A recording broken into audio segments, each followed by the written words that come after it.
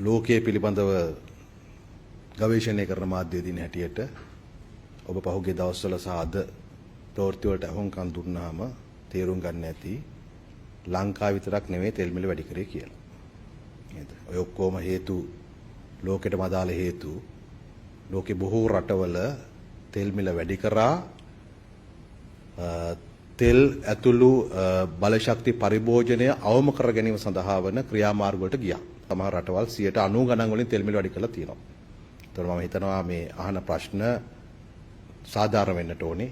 නේද? කියන්නේ ආණ්ඩුවට ගහන්නව ප්‍රශ්න අහලා හරියන්නේ නැහැ. ලෝකේ තත්ත්වය, යුදමය තත්ත්වය, මැදපෙරදිග කලාපයේ තත්ත්වය දිනෙන් දින මේ බොර තෙල් මිල වැඩි වීම සම්බන්ධයෙන් අවබෝධයක් සහිතව තමයි මාධ්‍ය දින හැටියට ඔබ කටයුතු කරන්න කියලා මම විශ්වාස කරනවා. දවස් කීපයක සංචිතයක් තිබුණා අපි ඔබට කිව්වා. ඊට අමතරව අපි ඇනෝම් කරන තොග ලැබෙමින් පැවතුණා. ඇනෝම් කිරීමේදී සාමාන්‍යයෙන් මිල තීන්දුව වන්නේ ගොඩබානාද දවසට දවස් 2කට පෙර ආතුවත් දවස් 3කට පෙර ආතුවත් තිබෙන ඇවරේජ් ප්‍රයිස් එක. එහෙම නැත්නම් නැවට පටවනකොටම තිබෙන ගාන නෙවෙයි. එතෙන්දි ගණන් වෙන්නේ නැව් ගාස්තුව සහ ලාභය ඇතුළු ප්‍රීමියම් එක.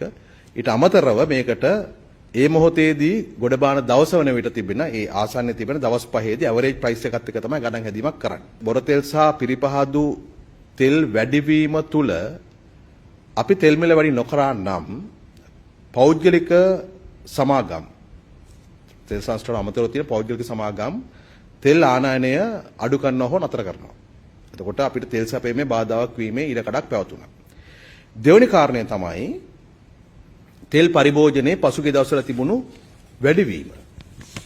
ඔබට පෙන්වන්නම් සාමාන්‍යයෙන් අපිට දවසකට ඩීසල් මෙට්‍රික් ටන් 4000ක් විතර තමයි පරිභෝජනයේ තිබුණේ. පෙට්‍රල් මෙට්‍රික් ටන් 4000කට වඩා අඩුවෙන්. ඩීසල් නම් සාමාන්‍ය මෙට්‍රික් ටන් 4000 4400 අතර මාර්තු 1 වෙනිදා ඉඳලා මාර්තු 9 දක්වා අපේ ඩීසල් පරිභෝජනයේ මෙට්‍රික් ටන් 59200යි. පෙට්‍රල් පරිභෝජනයේ මෙට්‍රික් ටන් 47500යි. ඒතර මේ පරිභෝජනයේ විසින් ඇත්තටම සිදුවුණු දේ තමයි අපේ සංචිතවල තිබුණු තෙල් සම්පූර්ණ වශයෙන්ම අවසන් වුණා. අලුතෙන් තෙල් ගේන්න සිද්ධ වුණා. තෙල් ගේනකොට ඒ නැව් ආවේ වැඩි මිලට. ඇත්තටම මීට වඩා වැඩි කළ යුතු මිල වැඩි. නමුත් විශාල මිල වැඩි කිරීමක් එකවර අපේ ආර්ථිකය දරා ගන්න බැරි නිසා තමයි මේ ප්‍රමාණයට මේ වැඩි කිරීම සිදු වුණේ. අනිත් පැත්තෙන් මේ හරහා අපි බලාපොරොත්තු වෙනවා තෙල් පරිභෝජනයත් යම් ප්‍රමාණයකට සීමා කිරීමට ජනතාව මේ අවස්ථාවේ කටයුතු කරයි කියලා.